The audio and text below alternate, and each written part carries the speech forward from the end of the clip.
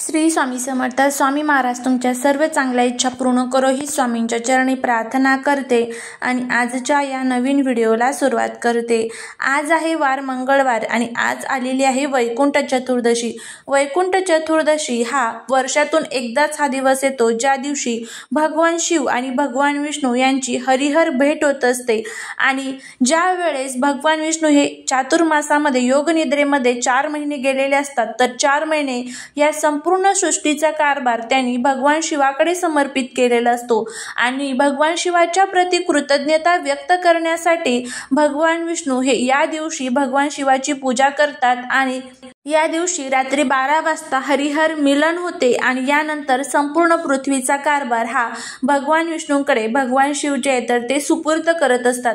आणि त्यानंतर संपूर्ण जे शुभ कार्य आहेत, मग ते लग्न असेल, मुंजन असेल, मुंड असेल, त्याचबरोबर ग्रहप्रवेश असेल, यासारख्या सर्व कामाला सुरुवात होत असते. तर आज आहे वैकुंठ चतुर्दशी. आज वैकुंठ चतुर्दशीच्या दिवशी आपल्याला भगवान शिव आणि विष्णू यांना प्रसन्न करून घेण्यासाठी काही प्रभावी असे उपाय आणि सेवा करायचे आहेत. हे उपाय आणि सेवा जर आपण केल्या तर आपल्या जीवनातील सर्व दुःख, दारिद्र्य, दोष, अडचणी जे आहेत तर त्या दूर होईल. त्याचबरोबर संध्याकाळी आपल्याला हा एक उपाय जो आहे तर तो करायचा आहे. या उपायामुळे शत्रू नावालाही उरणार नाही. 7 पिढ्यांचं दारिद्र्य हे 24 तासामध्ये नष्ट होईल.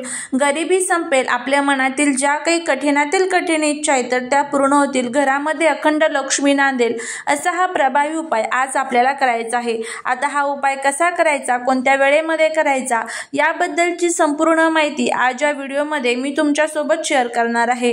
त्यामुळे तुम्ही हा व्हिडिओ स्किप न करता शेवटपर्यंत नक्की पहा.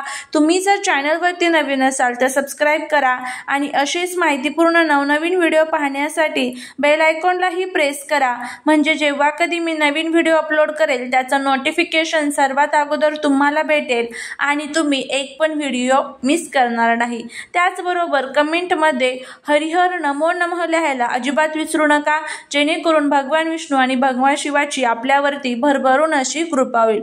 आज आहे मंगळवार. आज रात्री 12 वाजता एक अतिशय प्रभावी अशी सेवा आपल्याला करायची आहे. वर्षातून फक्त एकदाच आपल्याला हा उपाय किंवा याला आपण सेवा देखील म्हणू शकतो, ही सेवा केली जाते. आणि आवर्जून करावं. रात्री 12ला शक्य नसेल तर मग तुम्ही 10ला करा, 11ला करा. रात्री ज्या वेळेमध्ये तुम्हाला टाइम भेटेल, रात्री 9 नंतर तुम्ही कधीही ही सेवा जी आहे तर ती करू शकता. यासाठी तुम्हाला एक तुळशीचं पान आणि त्याचबरोबर एक बिल्व पान म्हणजेच बेलाचे पान जे असते तर ते आपल्याला घ्यायचं आहे.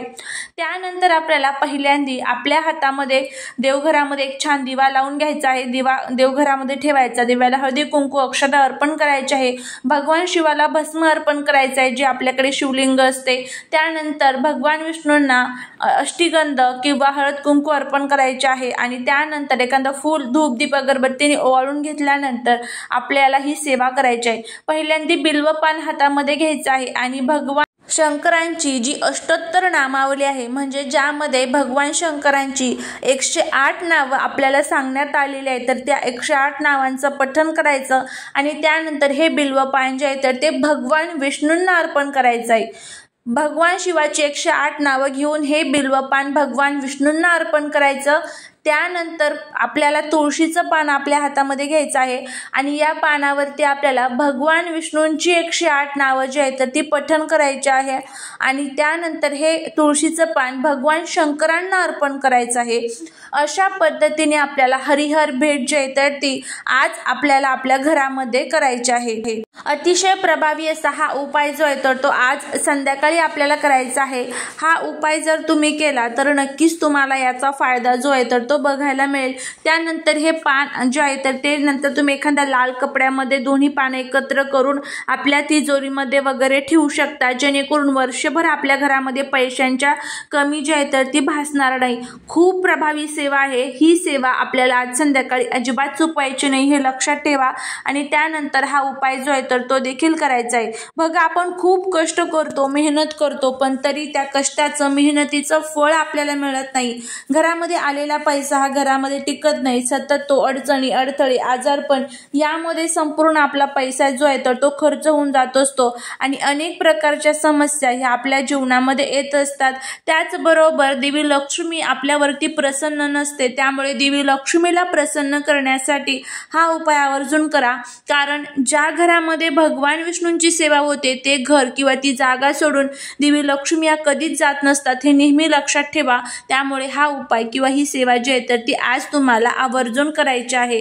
त्यानंतर आता आपल्याला हा जो उपाय आहे तर तो कशासाठी करायचा आहे, तर आपल्या आजूबाजूला अनेक प्रकारची जळव प्रवृत्तीचे लोक राहतात आणि काय होतं की या लोकांचा त्रास आपल्याला होतो आणि कुठेतरी आपल्या घरातील वातावरण हे नकारात्मक होते. घरामध्ये सतत भांडण, कटकट, वादविवाद होत असतात आणि अनेक प्रकारच्या समस्या ज्या आहेत तर त्या आपल्या समोर येत असतात. पती पत्नीमध्ये भांडण होते, घरामध्ये आलेला पैसा टिकत नाही, कोणतंही काम हातामध्ये घ्या त्यामध्ये आपल्याला यश मिळत नाही आणि त्याचबरोबर आजारपण हे सतत आपल्या घरामध्ये असतं. अशा ज्या काही आपल्या अनेक समस्या आहेत ना, तर त्यासाठी आपल्याला हा उपाय संध्याकाळी करायचा आहे. अगदी साधा सोपा हा उपाय करून बघा. यासाठी आपल्याला संध्याकाळी कापुरासोबत ही एक वस्तू जाळायची आहे.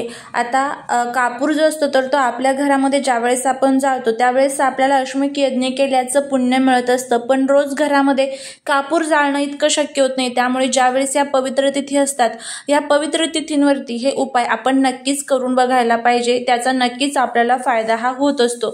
यासाठी जर तुम्ही रोज घरामध्ये कापूर जाळत असाल तर तुमच्याकडे ते भांडं वगैरे असेल तर त्या घ्या किंवा मग एखादी पणती घेतली तरी चालेल, थोडीशी मोठ्याशा आकाराची घ्या किंवा एखादी स्टीलची प्लेट वगैरे असेल तर ती घेतली तरीही चालेल. त्यानंतर आपल्याला गायची गौरी जी असते ना तर ती तुम्हाला घ्यायची आहे. गायची गौरी ही पंचतत्वांपासून तयार झालेली असते. छोटीशी गायची गौरी घ्यायची आहे आणि त्याचे छोटे छोटे तुकडे करून तुम्हाला त्या प्लेटमध्ये ठेवायचे आहे. 5 कापूरच्या वड्या घ्यायच्या आहेत आणि त्या तुम्हाला त्या गौरीवरती ठेवायच्या आहेत. त्यानंतर आपल्याला थोडंसं गायचं जे तूप असतं तर ते तुम्हाला त्यामध्ये टाकायचं आहे आणि आपल्याला देवघरासमोर बसायचं आहे आणि देवघरासमोर बसून तुम्हाला हा जो उपाय आहे तर तो करायचा आहे. सर्वात प्रथम तुम्हाला थोडंसं तूप एखाद्या वाटीमध्ये घ्यायचं आहे आणि हा उपाय जो आहे तर तो करायचा आहे. तर आता आपल्याला जो कमलात्मक मंत्र आहे तर त्या कमलात्मक मंत्राचं पठण करत करत तुम्हाला तुपाची आहुती आपल्याला त्या प्रज्वलित कापुराने गौरीवरती जी आहे तर ती द्यायची आहे. आता ही आहुती कशी द्यायची, तर सर्वात प्रथम थोडंसं तूप चमच्यामध्ये घ्यायचं आणि कमलात्मक मंत्र तुम्हाला म्हणायचा आहे. ओम श्रीम ह्रीम श्रीम कमले कमलालय प्रसिद्ध प्रसिद्ध श्रीम ह्रीम श्रीम ओम महालक्ष्मी नमः आणि त्यानंतर आपल्याला ही तुपाची आहुती जी आहे तर ती त्या गौरीवरती घालायची आहे. असं तुम्हाला 11 वेळेस तुपाची आहुती जी आहे तर ती गौरीवरती घालायची आहे आणि 11 वेळेस तुम्हाला मंत्राचं पठण करायचं आहे. अशा पद्धतीने आपल्याला हा उपाय करायचा आहे. त्यानंतर संपूर्ण जे ही अग्नी आहे तर ती आपल्या घरातनं फिरवायची आहे. अग्नी शांत झाली की याची जी रक्षा आहे तर ती प्रत्येकाला आपल्या घरामध्ये जे व्यक्ती राहतात तर त्यांच्या सर्वांच्या कपाळाला तुम्हाला लावायची आहे. अशा पद्धतीने आपल्याला हा उपाय जो आहे तर तो करायचा आहे. अगदी साधा सोपा हा उपाय तुम्ही करून बघा. याचा खूप चांगला फायदा हा तुम्हाला बघायला मिळेल. सर्व शत्रू, दारिद्र्य, वास्तुदोष, पितृदोष, नजर बाधा दूर होईल. घराची, पतीची, मुलांची प्रगती होईल. झालेली सेवा ही महाराजांच्या चरणी रुजू करते. श्री स्वामी समर्थ.